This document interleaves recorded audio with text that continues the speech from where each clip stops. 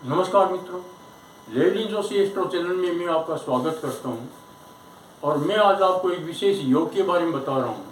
वो होता है काहल योग। काहल योग क्या है मैं आपको समझाता हूं। जन्म पत्री के अंदर क्या होता है कि 12 भाव होते हैं। 12 भाव में लगन कोई भी हो सकता है, लेकिन जो चतुर्थ भाव होता है वो माता का, संपत्ति का, मकान का, वाहन का होता है।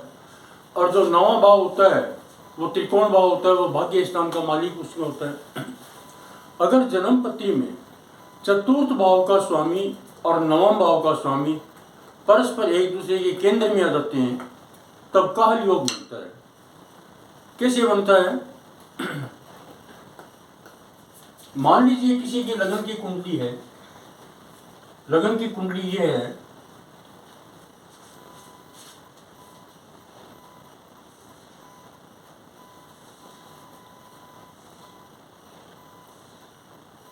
ये मान लो आप देख रहे हो,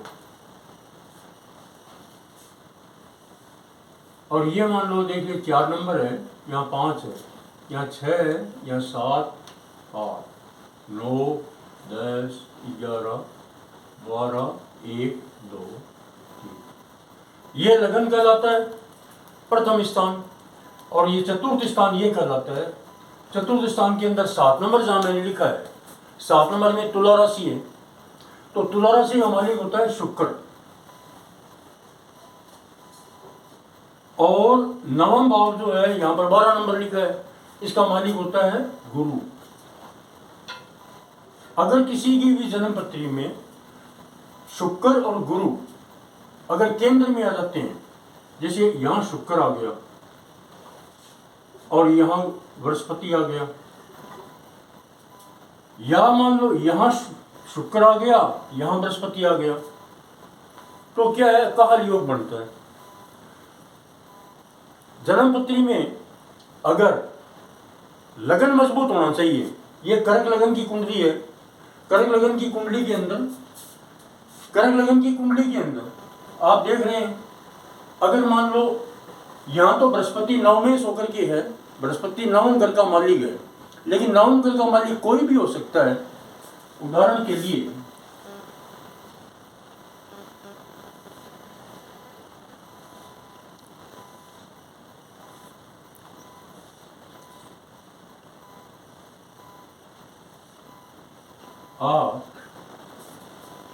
और ये 9, 10 और ये 11, 12, 1, 2, 3, 4, 5, 6, ये लगन है। ये चतुर्थ भाव का मालिक शनि है, तो चतुर्थ भाव का मालिक तो शनि है। और नवम भाव का मालिक कौन हुआ? तो चंद्रमा हुआ। चंद्रमा हुआ कि नहीं हुआ? अब आप चंद्रमा और शनि इन दो को देखिए, इनकी कुंडली में कहीं भी बैठ जाए, जैसे यहाँ मान लो यहाँ पे चंद्रमा भी बैठ गया है और यहाँ शनि बैठ गया है, तो चंद्रमा और शनि एक दूसरे से केंद्र में है, तो ये काहल योग बनता है। एक बात यहाँ पर क्या है। दूसरी बात यहाँ है कि अगर ये कुंडली है तो चंद्रमा शनि की बजाय क्या है कि चतुर्थ भाव तो जहाँ है वहीं का वहीं है। अगर यह भी काहल योग बन जाता है, अगर बृहस्पति और चतुर्देश है, बृहस्पति खुद गुरु जो है ना इसके अंदर, अब मान लो यही कुंडली है 8, 9, 10, 11, 12, 1, 2, 3, 4, 5 और ये 6 और ये 7। यहाँ मान लो शनि है और यहाँ मान लो बृहस्पति यहाँ भी है, तो शनि बृहस्पति एक दूसरे से केंद्र में है। नवमेश नहीं है, नवमेश तो चंद्रमा है, फिर भी ये काहल योग बनता है। ये काहल योग की जो 3 संभावना बताई है, 2 संभावनाओं में अब आगे आपको बता रहा हूं कि अगर ये जो काहल योग बन रहा है, यहां पर इसी कुंडली के अंदर आप देखिए कि यही कुंडली है। अगर ये 4 नंबर का लगन है, ये 10 नंबर का लगन है, और यहाँ पर ये 1 है। अब चतुर्थेश और 10मेश कौन है? चतुर्थेश का मतलब है चतुर्थ भाव का लॉर्ड शुक्र हुआ, यह मंगल हुआ। चतुर्थेश और मंगल, शुक्र और मंगल एक दूसरे के केंद्र में है, जैसे कि यहां अगर मान लो शुक्र है और यहां अगर मंगल है, या मान लो यहां मंगल है यहां शुक्र है, ये तो भी काहल योग बनता है। चतुर्थेश और दशमेश एक दूसरे से केंद्र में हो सकते हैं। अगर शुक्र मंगल साथ में आ गए तो काहल योग बनता है। शुक्र मंगल साथ में आ गए, काहल योग में जो व्यक्ति जन्मता है वो इंटेलिजेंट होगा, ताकतवर होगा, मिलिट्री का ऊंचा पद भी प्राप्त कर सकता है। और दूसरे ग्रह अगर साथ कम दे रहे हैं तब जनरली क्या होता है, ऐसे व्यक्ति ज्यादा आक्रामक हो जाया करते हैं। उदाहरण के लिए आपको एक कुंडली देता हूं, उसको आप देखो। ये काहल योग का नेगेटिव इफेक्ट भी पड़ता है। इसको देखिए,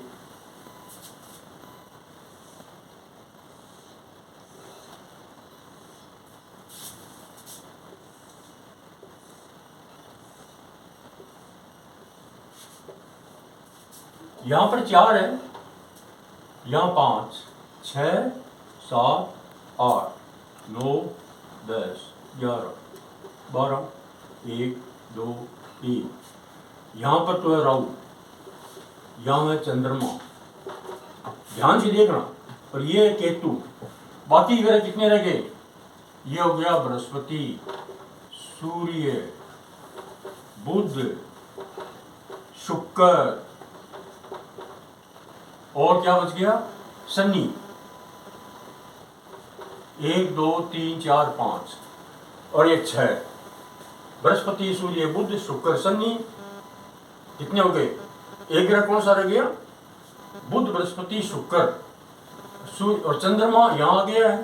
3 ग्रह यहां रह गए और एक ग्रह रह गया कौन सा? मंगल रह गया है। तो मंगल को भी ले लो। मंगल तो लेना ही है। यहां चतुर्थेश कौन है? शुक्र, क्योंकि तुला राशि का अधिपति शुक्र। दशमेश कौन हुआ? मंगल। दशमेश और चतुर्थेश साथ में, मंगल शुक्र साथ में आ गए हैं। और इसके बाद में ये बृहस्पति है और ये शुक्र है। नवमेश बृहस्पति और चतुर्थेश शुक्र है, ये साथ में बैठ गए हैं कि नहीं? शुक्र और बृहस्पति साथ में आ गए, भयंकर काहल योग बन रहेगा। ये जो जातक है ये अपने जीवन के अंदर ये इतनी ज्यादा इसने हत्याएं की कि आउट ऑफ इमेजिनेशन होगा। ये मतलब कहने को कह सकते हैं कि चंगेज खान जैसे व्यक्ति है उसकी कुंडली है ये। तो ये काहल योग नेगेटिव इफेक्ट दे रहा है, तो बहुत ज्यादा आक्रामक हो जाता है, तब ये नेगेटिव इफेक्ट पड़ता है। वो आदमी हिंसक भी हो सकते हैं। लेकिन कभी कभी क्या होता है कि 100 में से 50% कैसे ऐसे देखते हैं कि काहल योग के अंदर बृहस्पति चंद्रमा का योग बन जाता है, तो दूसरा छोटा मोटा राजयोग बन जाता है, तब ये व्यक्ति सेना में उच्च पद प्राप्त करते हैं, फिर इनका नेगेटिव इफेक्ट नहीं पड़ता। आपने मेरे वीडियो को सुना, इसके लिए आपको धन्यवाद। चैनल को सब्सक्राइब कीजिए, लाइक कीजिए।